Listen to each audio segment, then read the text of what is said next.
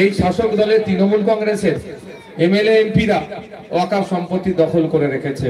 শাসক দলের নেতা মন্ত্রী থেকে শুরু করে পঞ্চায়েতের সদস্য এমন দেখলে দেখা যাবে এরা ওয়াকফ সম্পত্তি দখল করে রেখেছে।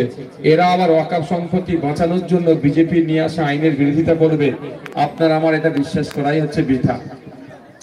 তারপরেও আমাদেরকে গণতান্ত্রিক প্রক্রিয়ায় আইনি লড়াই যেতে হবে।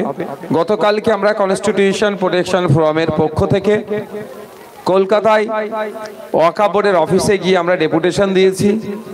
এই উমিদ পোর্টালে আপলোডের ক্ষেত্রে মমতা ব্যানার্জির দ্বিচারিতার বিরুদ্ধে বলেছি। কারণ মমতা ব্যানার্জি কি বলেছিলেন যে তিনি এই পশ্চিমবাংলায় ওয়াকফ আইনকে লাগু হতে দেবে না, বাস্তবায়ন হতে দেবে না। ফলে অনেক মতোয়াল্লিরা মমতা ব্যানার্জির কথাই ভরসা করে ঘুমাচ্ছিল, আপলোড করতে হবে না। কিন্তু এই উমিদ পোর্টাল আজ থেকে 5.5 মাস আগে লঞ্চ হয়েছে, আপলোডের নির্দেশিকা এসেছে।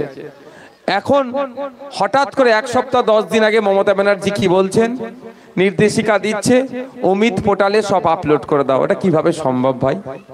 এটা কিভাবে সম্ভব হয়ে উঠবে? কারণ যা যা ডকুমেন্টস চেয়েছে শুনলাম 46 ধরনের ডকুমেন্টস লাগছে। তো 46 ধরনের ডকুমেন্টস কি সম্ভব এখনই আপলোড করা?